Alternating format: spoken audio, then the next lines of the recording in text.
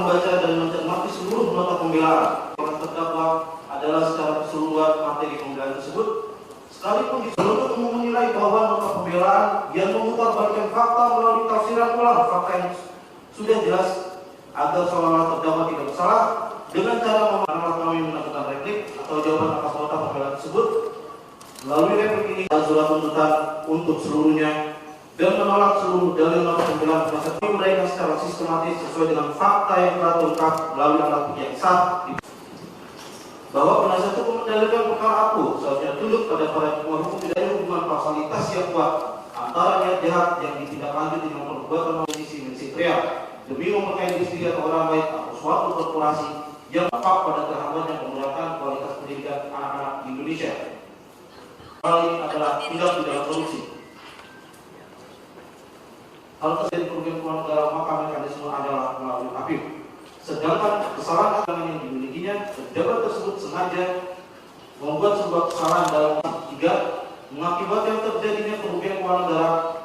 Kesalahan khusus kaitan adanya tipikor dalam pasal 603 KUHP sudah ahli pidana Profesor Supadi Ahmad di persidangan menyatakan bahwa yang dimaksud patutlah ditolak. Kenapa harus ditolak? Karena dalil-dalil atau konstruksi pembelaan yang disampaikan oleh para penasihat hukum itu terlalu lemah bagi kami. Kenapa bagi kami menganggap itu terlalu lemah? Pertama, terkait mereka menyatakan bahwa Nadiem tidak ada menstrea. Sedangkan berdasarkan fakta di persidangan bahwa pada tanggal 6 Juni tahun 2020 dalam tanggal rapat 6 Juni itu 6 Mei tahun 2020 dalam rapat tertutup 8 orang itu Nadiem secara jelas menyampaikan bahwa untuk pengadaan digitalisasi kita akan menggunakan Chromebook dengan mengatakan go ahead with Chromebook. Dengan dalil itu, dengan pernyataan itu sudah jelas mensrea dan kesengajaan dia. Kenapa sangat jelas mensrea dan kesengajaan?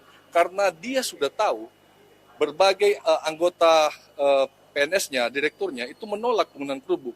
Tapi dia memaksakan itu sehingga niat dia untuk melanggar aturan, menabrak Perpres nomor 1618 tentang pengadaan barang dan jasa begitu jelas. Kesalahan khusus kaitan adanya tipikor dalam pasal 603 KUHP sudah ahli pidana Profesor Supadi Ahmad di persidangan menyatakan bahwa yang dimaksud penegakan yang lebih khusus dalam hal ini diberlakukan yang lebih berat pidananya adalah terciptanya ketertiban umum sehingga ajaran hukum pidana mengenal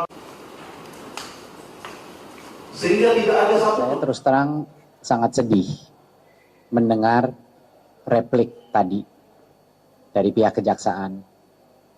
Dan alasannya adalah, saya sebagai orang awam ini merasa sidang itu kan harusnya tempat untuk mencari kebenaran. Harusnya kalau kita sudah menyediakan fakta, sesuatu sudah terbukti, harusnya dari kejaksaan malah mau menerima, atau kalau tidak menerima menyodorkan bukti tandingan. Bukti yang ada, tapi sampai saat ini tidak terjadi itu. Dan replik ini seolah-olah 5 bulan sidang itu tidak terjadi.